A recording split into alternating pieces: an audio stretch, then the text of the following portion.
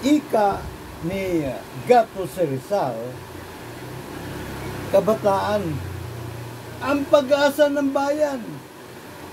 Pero teka lamang po sandali po. Ano po? May pasubali po yun eh. Kailangan mulat ang kabataan sa tunay na anyo, kulay at hugis ng demokrasya. Apo, demokrasya ha? Hindi po kulay, anyo at hugis ng komunista, ng diktadorya, kundi anyo, kulay at hugis ng demokrasya. Sapagkat sa komunista po, diktadorya, lahat tayong kalaban-laban. Ha? Pero, teka muna. Ha? Ang umiiral ba sa ating bayan ay tunay na demokrasya? Ha? Kabataan. Maging ang mga kapwa ko thunders, iukit po na, iukil-kil po natin sa ating sentido komon. Po, na sa tunay na demokrasya, ang pagpapanagot sa mga kawatan doon sa hukuman, hindi sa kalye, sa korte. Pero korteng hukumang patas para sa lahat, no one is above the law. Ang kambal tuko ng demokrasya, hukumang trial by jury of we, the sovereign Filipino people. 18 anyos patas, marunong bumasa at sumulat, randomly selected. Ano ang meron tayo? Ba't nagkaganito tayo? Anyari? Hey, good morning po. Good morning, ladies and gentlemen of the jury. Buwersa, 99.9% etsa puwera. Sa Luzon, sa Visayas, sa Mindanao, maging sa buong mundo. Apo, kaparin po inyo lagi nakanda maglingkod, Mr. Juro, Dr. Sixto Kilatis Lagari po lamang, PhD, Public Administration, honoris causa.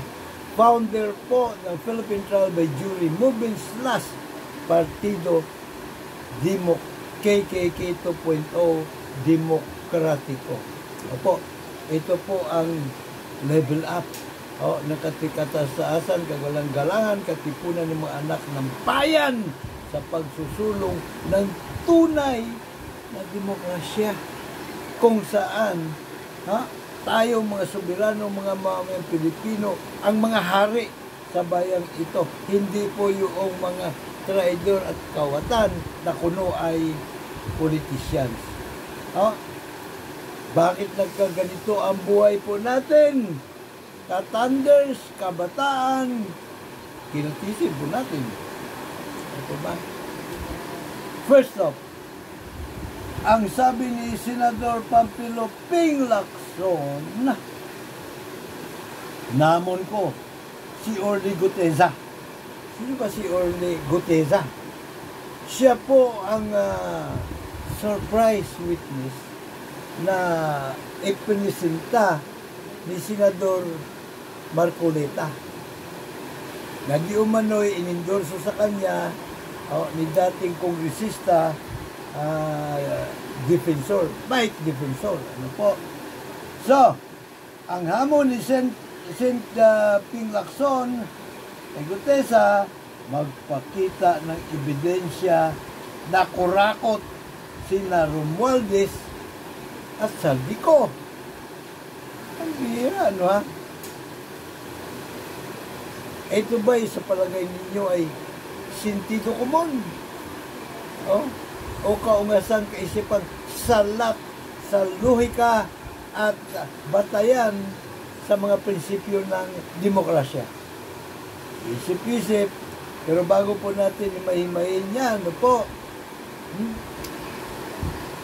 Pahirit po muna ng suporta. Like, share.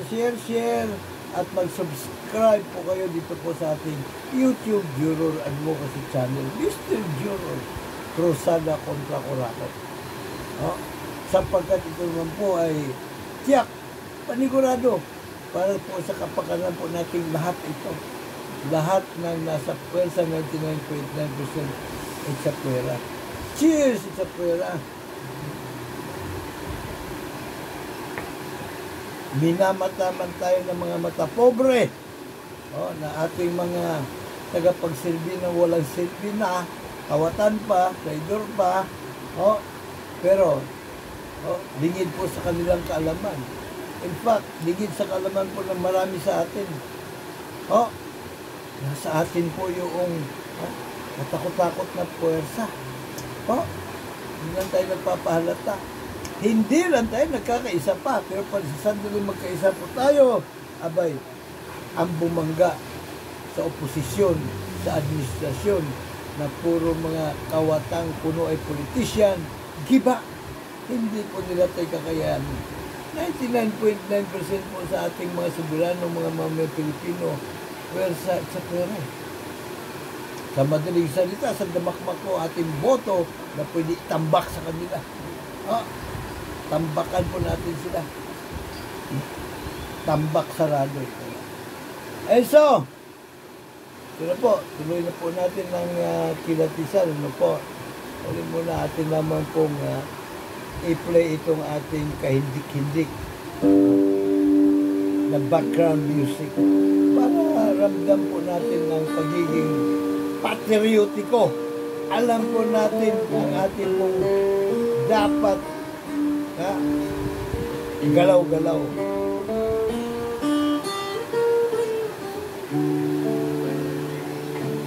Pag-ibig na sa kanyang pagkakas, ganda't dilag, at sa kanyang lumiyang ganda. So, inuulit ko po yung tanong, kahindik-hindik na tanong na nagmamakawa para ating po itanong sa ating mga sarili. Yung bang hamon ni Senador Ping Lacson na maglabas ng ebidensya si Mr. o si Marine, retired Marine, Orly Gutesa, ay batay sa sentido komon o kaungasang kaisipang salat sa lohika, batay sa mga prinsipyo ng demokrasya. Ano po yung kasagutan? Ano po? Ang unang dapat natin isalang-alang, binabayaran po natin, pinapasweldo po natin ang katakot-takot ito pong Office of the Ombudsman. May mga abogado po sila roon, may mga staff, ating pinasusweldo na sandamakmak. Anong trabaho po nila? Ang pangunahin pong trabaho, mandato, atas, utos natin mga soberanong mga pamamayang Pilipino sa Office of the Ombudsman, magsagawa po ng investigasyon ng kusang palo on its own o kaya on complaint by any person, any act or omission, yung mga ginawa o hindi ginawa ng kahit na sinong opisyal ng gobyerno o empleyado ng gobyerno, opisina o ahensya ng gobyerno, kung yung pong akto na yon o kaya hindi paggalaw-galaw, stroke, ay mukhang kitang-kita na illegal, hindi makatarungan, hindi makatuwiran, hindi po efficient o kaungasan. Moto proprio. Magsasagawa po sila ng investigasyon. O dili kaya kapag po may nagreklamo. So, hahanapan pa ba nila ng ebidensya yung nagreklamo? Hindi po. Kaya nga natin sila pinasusuweldo eh. At binigyan ng mandato, binigyan ng poder. Ano yung mga poder meron sila? Pwede nga silang magpakulong ka agad eh. Magtanggal sa servisyo eh. Oh. At syempre, kayang-kaya within their power po na mangalap ng ebidensya. Oh. Sa alinmang ahensya ng gobyerno. Sa ngalan ng sambayan ng Pilipino. Opo. Yung po pang ating karapatan po natin sa access sa information of transactions ng gobyerno. Any informasyon ng gobyerno na merong imbued by public interest. Ano iba na lang, siyempre, kung malalagay sa abanang na alanganin, yung pong ating national security. Sa trabaho po ng ombudsman yun. Ang unang-una dapat nang gawin sa usapin ng anomalya sa mga infrastructure projects, sa mga flood control projects, ano po, kunin nila ang opisyal na kopya ng GAA. Doon sa opisyal na kopya ng GAA, nakalagay po doon eh, kung ano yung mga proyekto, saan na-located ang proyekto. Pagka nakuha na po nila, pati po yung proponent, no, kung kaninong allocable funds sa mga kongresista na 1 bilyon bawat distrito, sa mga kinatawan ng party list na 150 million bawat taon pala bawat proyekto, bawat taon 1 billion bawat taon sa mga congressional district representatives. Ano po? No? Kaya hinaan natin ng konti yung ating masyadong malakas po yung ating background music. Ano po? Tumakas ka na, ayos na yung kanya eh.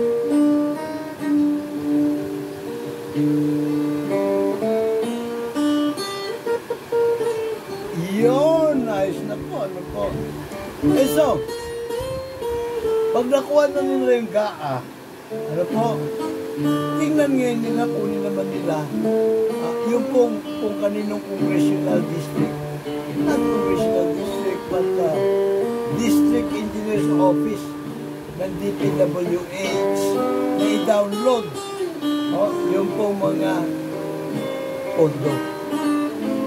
Saan naman kukunin yung dokumentong yun?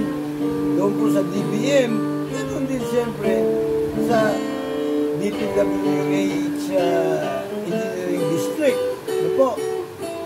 No? Pagkatapos, tingnan din po nila yung pong lokasyon, saan nakalagay yung proyekto, sino po ang kinontrata, bayad na ba, ano po, magkano ang budget, ang gano'ng kalawak, ano po yung mga bill of material specification. Tapos inspeksyonin nila sa location. Hindi po ba? Office of the Ombudsman po magsasagawa ng pag-i-inspeksyon. Kasi sila mag-i-imbestiga eh. Hindi po ba? Ngayon ang sinasabi ni Senador Ping Lacson. Kaya nagsiste, hindi alam ng ating mga kapitapitaganan. Hindi po natin tinatawaran na abilidad ni Senador Ping Lacson po. Pero, mali muna mukhang hindi niya alam yung pong kanyang mga sinasabi po. Now, mali muna.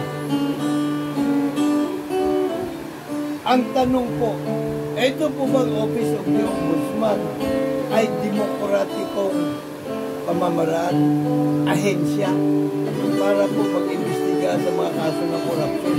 Hindi po eh. Pag-diktatorya po ito, bakit kamo? Ang Office of the Ombudsman po, hindi po ito independent, sa dilang independent. Maging ang Korte Suprema nga hindi independent. Diba? Sa dilang independent. Ang kailangan po talaga nito, para po may lapag ang katotohanan, ang katarungan, independent ang mga nag-iimbestiga. Oh. At ano po ang dapat na nag-iimbestiga riyan? Ang bira na. Ang dapat po nag-iimbestiga riyan ay ang grand jury. Sa jury justice system, alam po ba ninyo? Ha? Ang jury justice system po, kambal tuko ng demokrasya. Oh? At yan din po mismo, ano po, ang isinulong ng ating pong ating mga ninunong katipunero. Oh? Yan po sinulong nila. Oh? Ebidensya. Meron po tayo ebidensya rin. Yan po. Ito po yung manifesto ng Katipunan. Oh? Ito pong manifesto ng Katipunan. Palakihin po natin para yan. Para po malinaw ang ating pinaghuhugutan. So ito, kataas-taasang kagalang-galangan na katipunan ng mga anak ng bayan, KKKNMANB.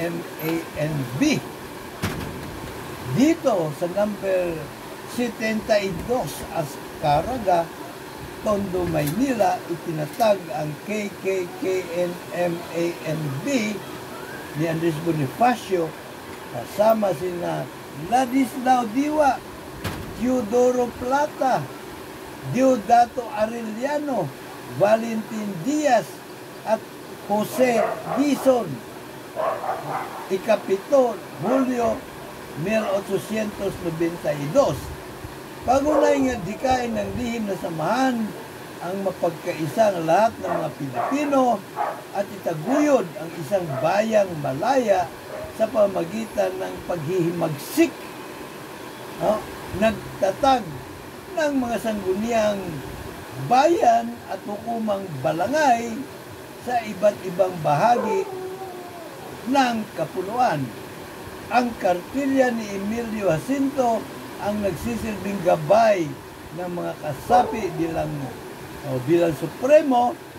Pinamunuan ni Bonifacio ang sigaw ng Pugadlawin bilang hudyat sa malawakang paghihimagsik laban sa Espanyol 23 ng Agosto 1896. Nabanggit po yung kartilya ng Katipunan ni Emilio Jacinto. I-research po ninyo. Ang pang-apat na bilang, nakalagay? Mas matangkad ka man kaysa iba, mas maputi man ang iyong balat kaysa iba, mas matangos man ang iyong ilong kaysa iba, mas matayog man ang iyong pinag-aralan kaysa iba, mas malalim man ang kalaman mo sa batas kaysa iba, hindi mo pa rin mahihigitan ang pagkatao ninuman. Yan po ay hango sa US Declaration of Independence. We hold this truth to be self-evident that all men are created equal. Paano nalaman ni Andres Bonifacio yan? Nung mga panahon yun, wala pa namang internet. Wala pang Facebook, wala pang YouTube, TikTok, wala pang X. Ano nalaman? Voracious reader kasi si Andres Bonifacio. May mga libro siya. Wala alam kung binigay sa kanya o binili niya sa mga ibang bansa. Lalo na sa Europa kung saan laganap na yung age of enlightenment. Mula sa paghahari-harian or the right of the king to rule. Itawag din the right of the king to rule. Kumbaga may basbas ng Panginoon, ang mga hari na maghari-harian. Naging demokrasya. Divine right to rule. Yan po yung first world order. yung pong mga taga-simbahan riding in tandem with mga nag-hari-arian, sila po ang umuungas sa mga mamayan. Po. And so napalitan po yan. Yan na po yung Second World Order na meron tayo ngayon.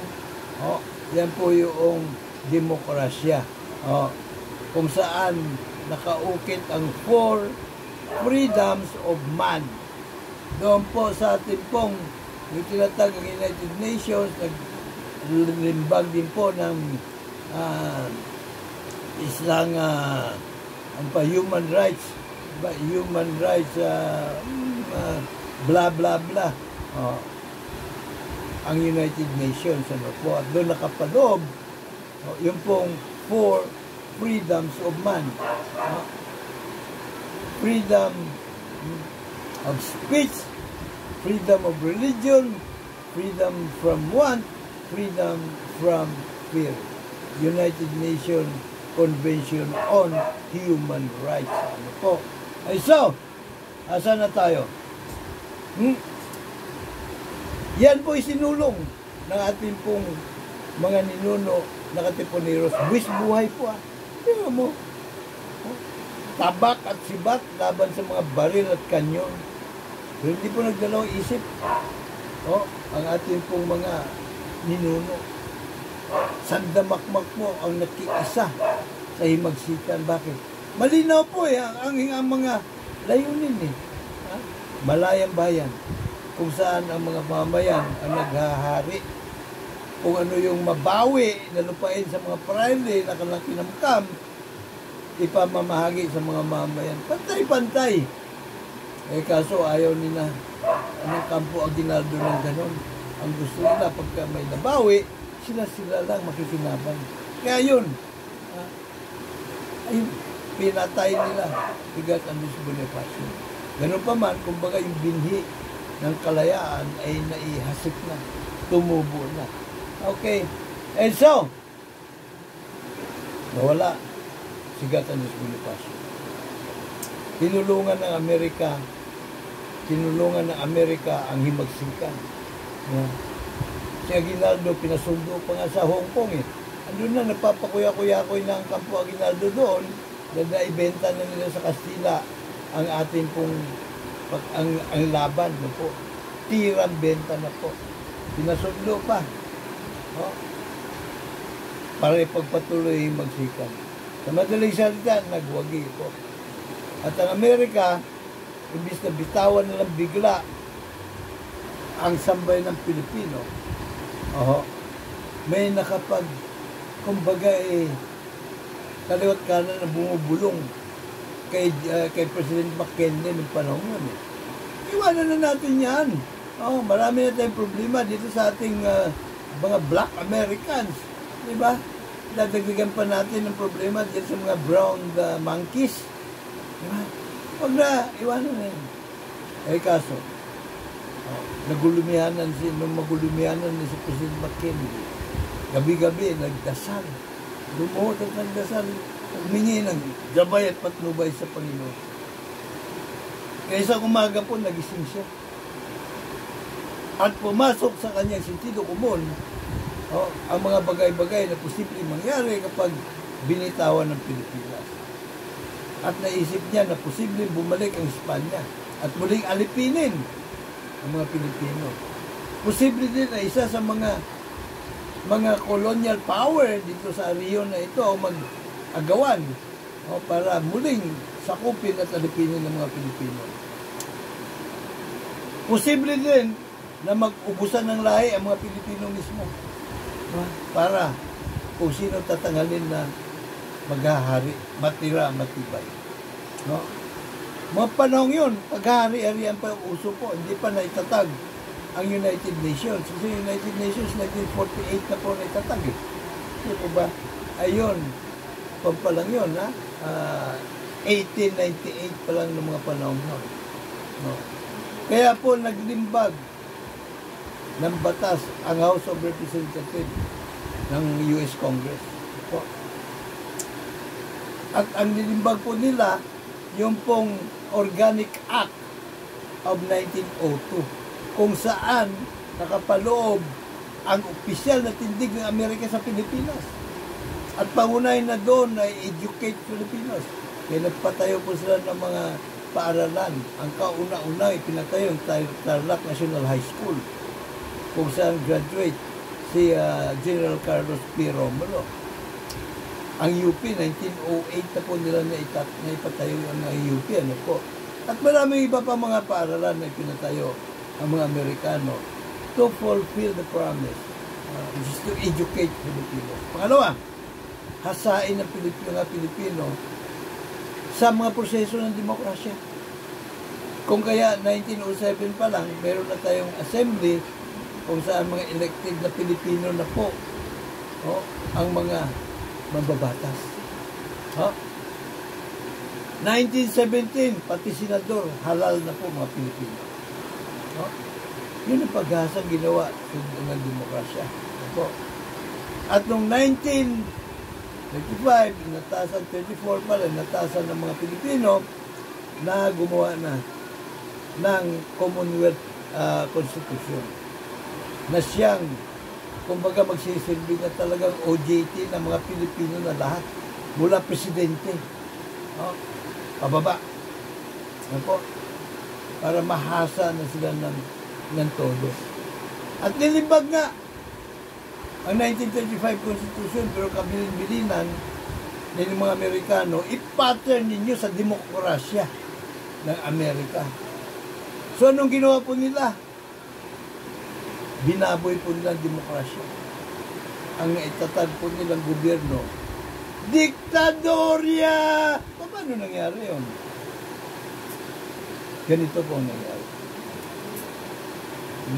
Roll BTR. BTR. Roll.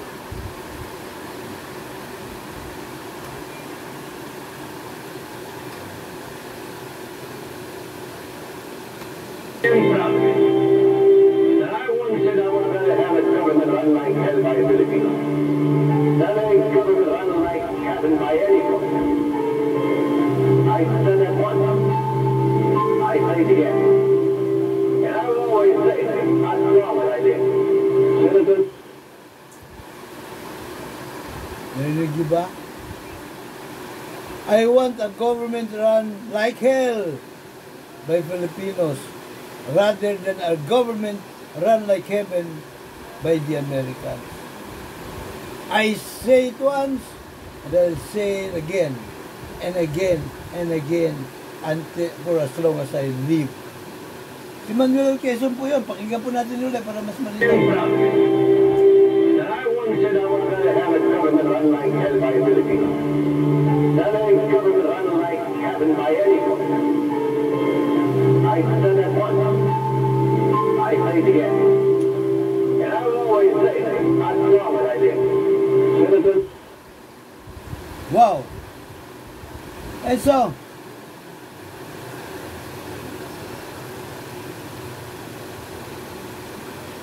ang tanong, kahindik-hindik na tanong na nagmamakaawa para po ating itanong sa ating mga sarili, ano ba pagkakaiba? Diba? Bakit pagka ang Amerikano can run Philippines like heaven? Hindi lang actually mga asap ang Philippines, kundi maging yung kanila mismo pong bansa. Paano nila napatatakbo ng animoy langit ang kanilang bansa? Ano po? Kung ikukumpara sa mga Pilipino, ano po, napatatakbuhin po nila ang ating bansa na mala-impyerno. Ho? Ano po yun? Ho? Ganun ba? O, Bal! Delivery! Di ba, pakitext mo yung nag-order. Sa taas eh. Nag-programa ako.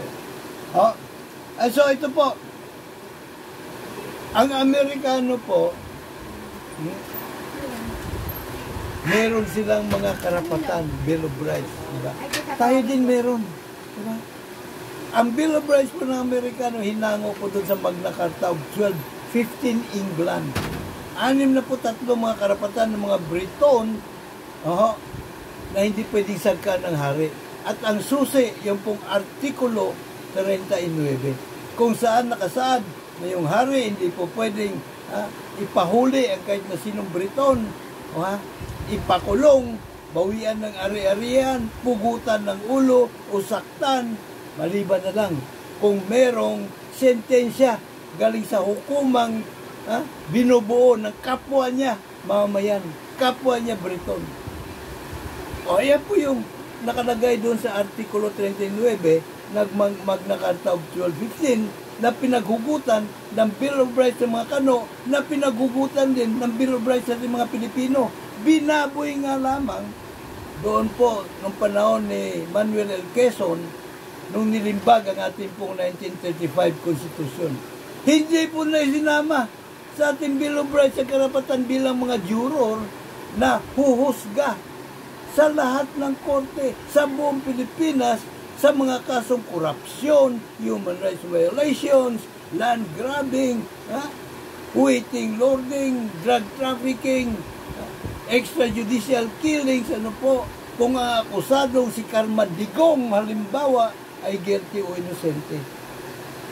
So, bagaman nakalagay sa ating saligang batas, that the Philippines is a democratic and republican state, sovereignty resides in the people and all government authority emanates from them, wala tayong power eh. Kili-kili power lang po ang naiwan sa ating mga Pilipino.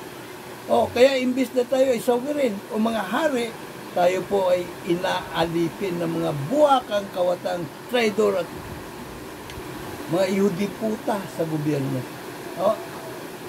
Yan pong kahindik-hindik na kalagayan natin mga Pilipino. Kaya kung magnakaw po sila ngayon, kaliwat kanan. Hindi sila papanagot eh.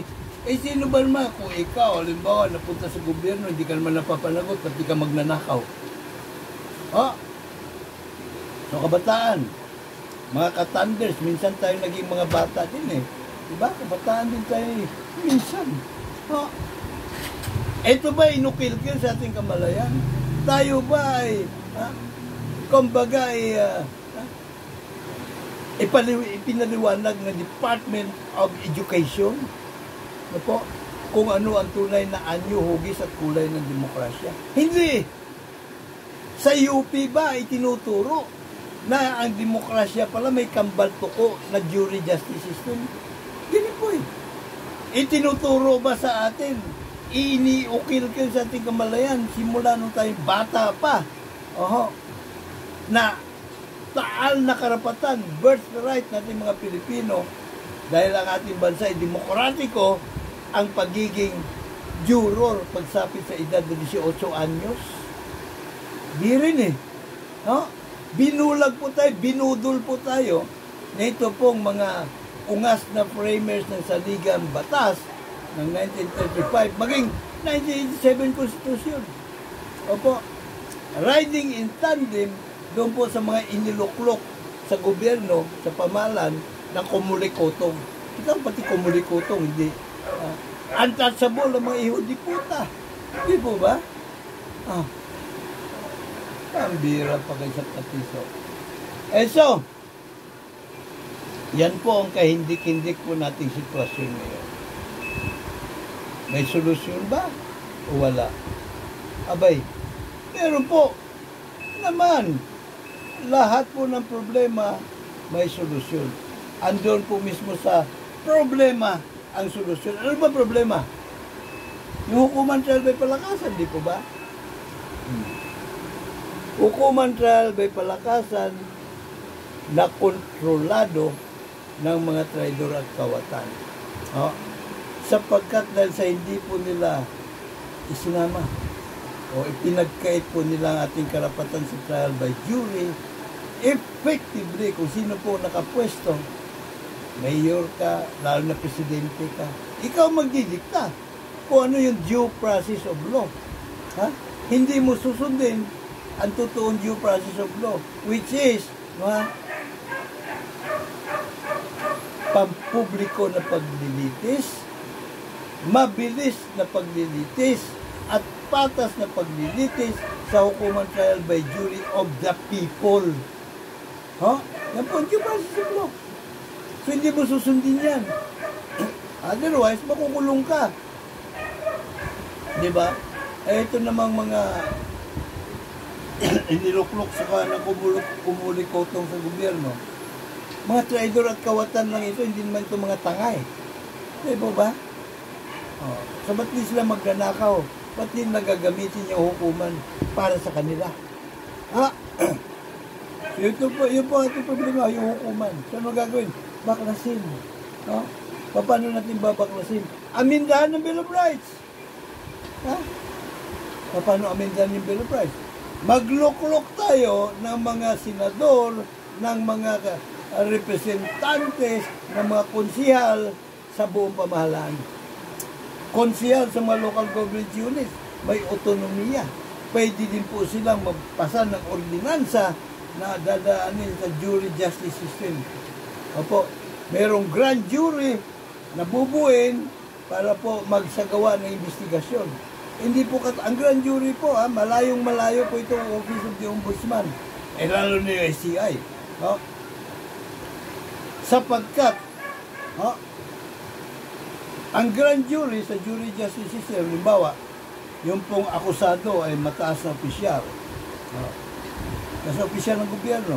O kaya politiko na nakapwesto, congressman, senador, mayor, gobernador, bla bla bla, para po hindi mapaghinalaan ng Department of Justice, hindi po prosecutor na endemic or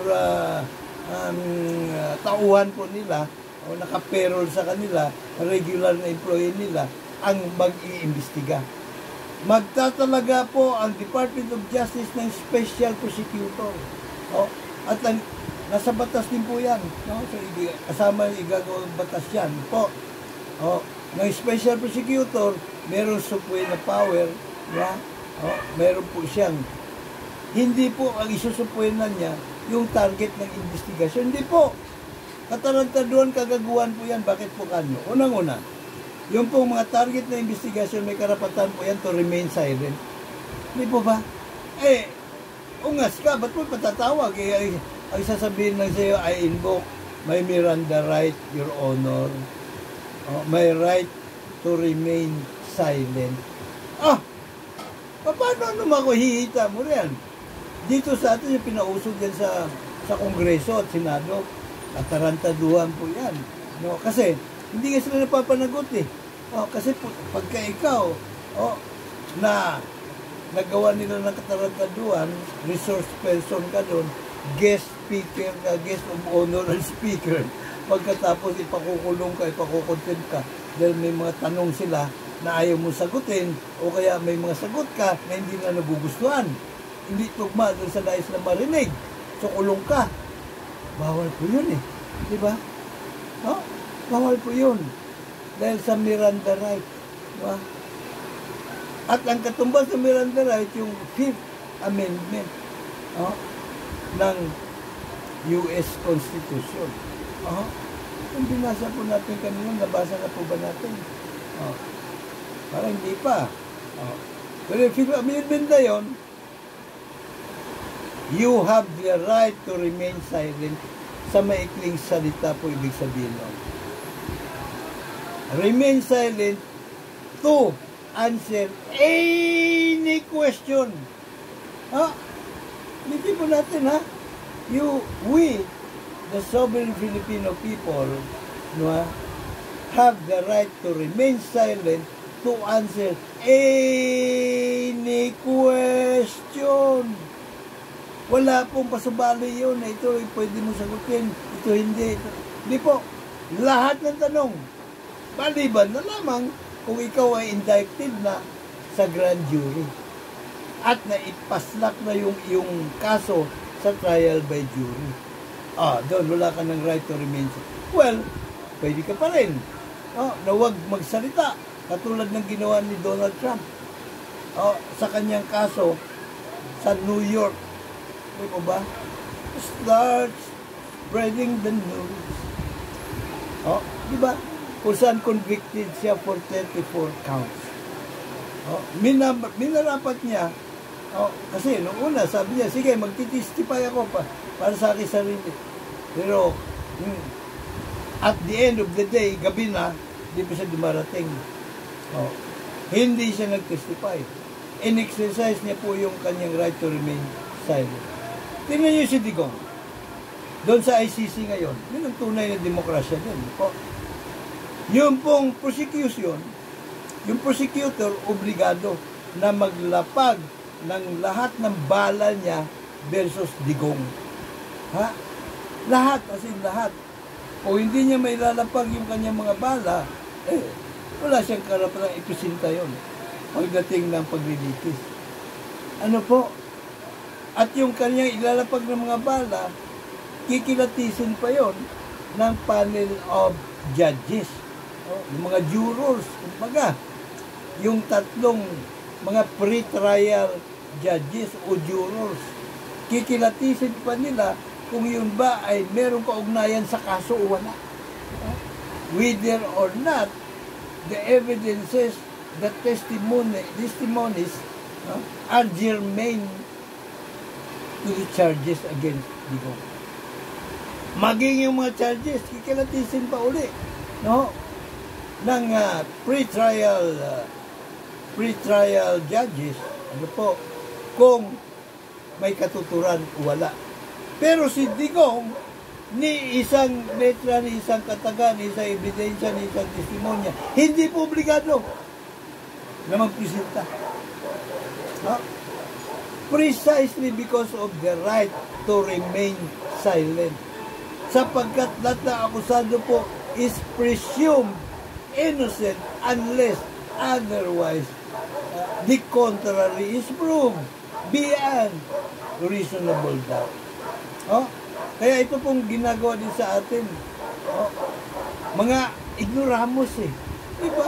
Biro mo yung CIA daw gawin pa nilang live streaming. So ano po posibleng mangyari? Yan. Yung pong target na investigasyon, kapag negatibo, sira ang pagkatao. Di po ba? May karapatan siya to remain silent. O kaya siya binigyan ng karapatan to remain silent. Dahil presumption of innocence. Di po ba?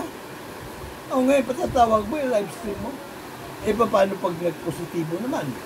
Nabanggit pa lang yung pangalan doon sa live streaming, alam na ng target. So, asa balutan na siya. Lalagay niya na sa maleta ang nasa damakmak na kwarta na nakulimbat niya. Sabay takbo na siya sa ibang bansa. Pwede siya dumaan sa Mindanao, backdoor, Visayas din pwede. Napakapuros po natin. Di ba? Ang dami niyang kwarta. Pwede bumili siya ng 5 speedboat, Tali-tali niya para mas mabilis. Yung 5. Kakatakas na siya. Diba? Arkilasan ng yate. Pwede rin. Arkilayan niya yung submarino ni Chavez Singson. Pwede rin. Si dami kwarta Di po ba? O kaya, arkilayan niya yung, kung malapit pa siya sa China. Pasundo mo nga ako rito ng nuclear submarine mo dyan na Xi Jinping. So yan po mga kaindik-indik na hindi dapat mangyari, pero mangyayari kapag ang investigasyon po ay vulgar. Tandaan po natin, ang investigasyon ay sinasagawa po ng grand jury, sekreto. Sekreto. Para protektahan ang pagkatao ng target at siguraduhin na hindi alsa balutan ng wala sa oras, ito pong akusado. At ang beauty pa po, pagka naisalya na sa trial jury, bibigyan niya akusado ng 7 buwan at least na palugit para paghandaan ng kanyang depensa. During those 7 months, wala pang impanel na trial jurors.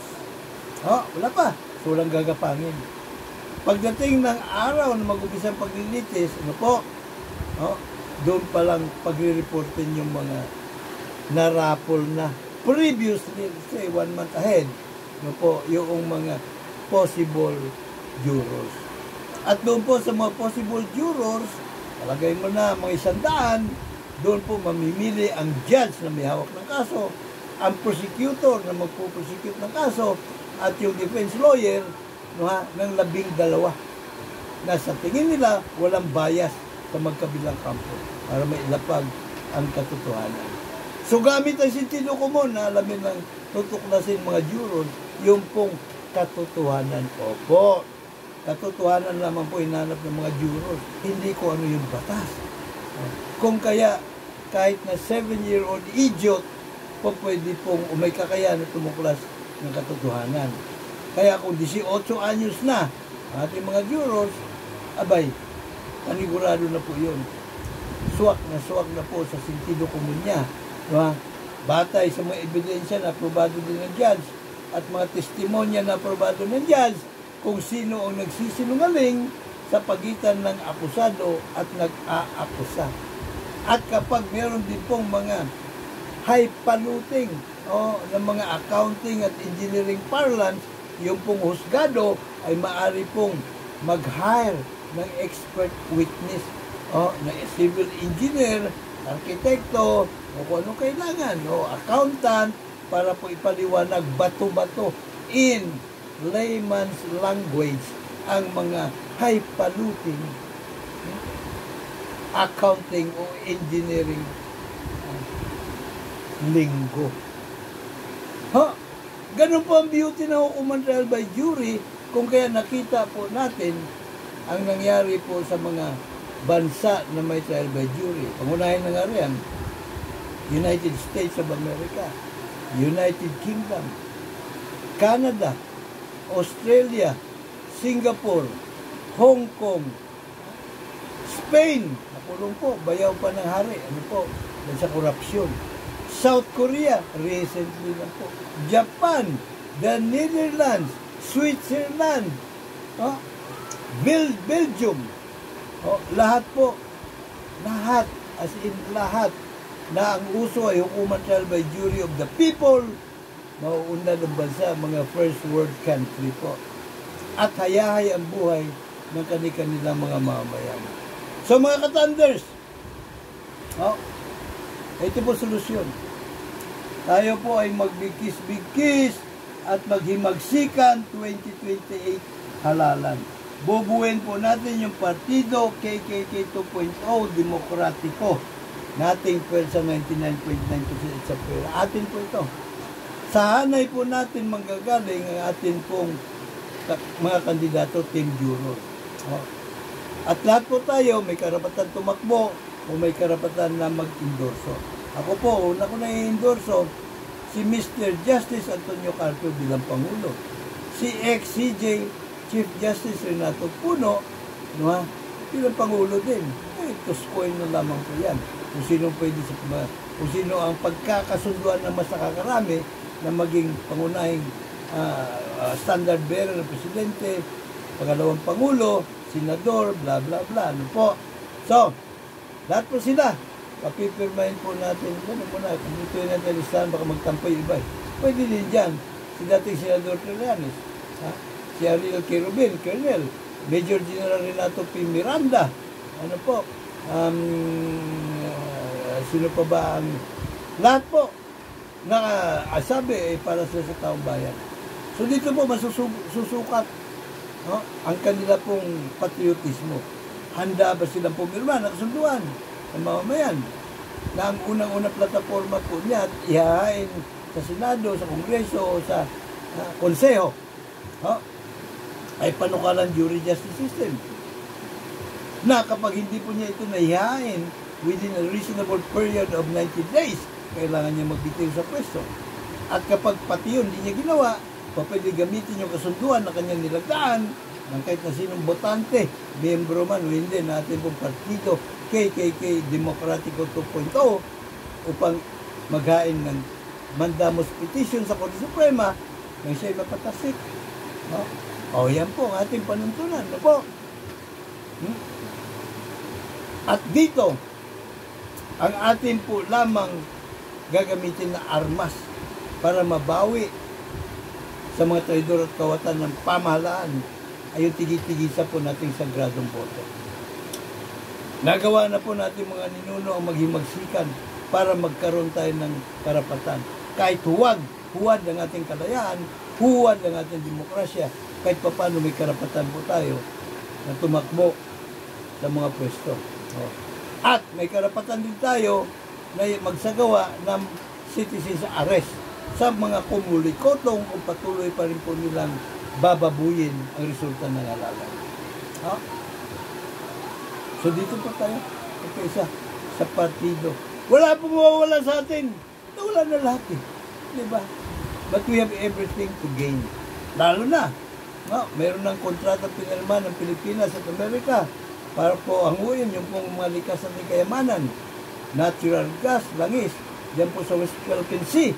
Aba, yayamanin na po tayo mga Pilipino, mga magiging world class na po tayo. Yan kung mapipigilan nating makurakot yung pong pondo natin sa kabambayan po natin. Tingnan nyo yung nangyari sa Valenzuela. Napakayaman ng Venezuela, hindi Valenzuela, Venezuela. Pero nung nangyari, kinurakot ng kanilang mga naging presidente ang kanilang kayamanan.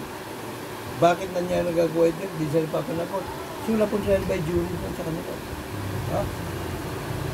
Tingnan niyo po yung Hong Kong. Tingnan niyo yung Singapore. Ang Hong Kong po, simula pa 1843, trial by jury na uso hanggang ngayon. Kung saan na ibalik na ang sovereignty ng Hong Kong doon po sa mga komunistang inchik, pero napanatili po ang independent judiciary. Singapore, bagaman noong 1969, inalis na po ng trial by jury, pero sa mahigit po isang siglo, sanay na po yung mga tao sa Hong Kong, sa Singapore po. At agad sila pong nagreklamo kung may kaungasan nangyayari sa kanilang gobyerno. Nagagawa po nila yon sapagkat hanggang ngayon common law pa rin po uso sa kanila. Kahit judge na lang po ang umuhusga, pero sanay na po sila sa hustisyang patas. Hindi po ba? At yan po susunod natin kikilatisin para magkaalaman tayo kasi marami po hindi nakakaalam kung ano talaga ang anting-anting meron ng mga Singaporeans, maging yung mga Hong Kongers. Akala nila yung independent na anti-corruption body ang susi. Hindi po. Hukuman trial by jury of the people ang susi po. Kambal tuko ng demokrasya. Yan po isusunod po natin tatalakayin na po ang anting-anting na Hong Kong laban sa mga traidor at kawatan sa pamahalaan. Yung isa po nilang mababatas ay sa na-interview ni na Christian Isguera at ni Professor Magno, Cielo Magno. Tumanggap lamang po siya ng regalong bisikleta. Bukod sa natanggal na sa pwesto, nakulong pa, nagmulta pa yung kanila pong mababatas. Dahil sa beauty na hukuman trial by jury. Hindi dahil sa galing ni Lee Kuan Yew. Although, meron din pong mahalagang papel si Lee Kuan Yew dahil pinanatili po niya ang hukumang patas para sa lahat doon po sa Singapore. Ayon sa hanggang sa susunod po, kapag niyo laging nakanda maglingkod. Maraming salamat sa inyong panunood at maraming salamat sa malaki po ninyong ambag sa pag-share po ng ating contents dito po sa ating Juror YouTube Advocacy Channel, Mr. Juror Cruzada kontra Kurakot. Ay nyo po pag-like, at pag-subscribe. Libre lang naman po, hindi po ba? Salamat. So, dapat lang Juror. May God bless us all. May God bless Philippines.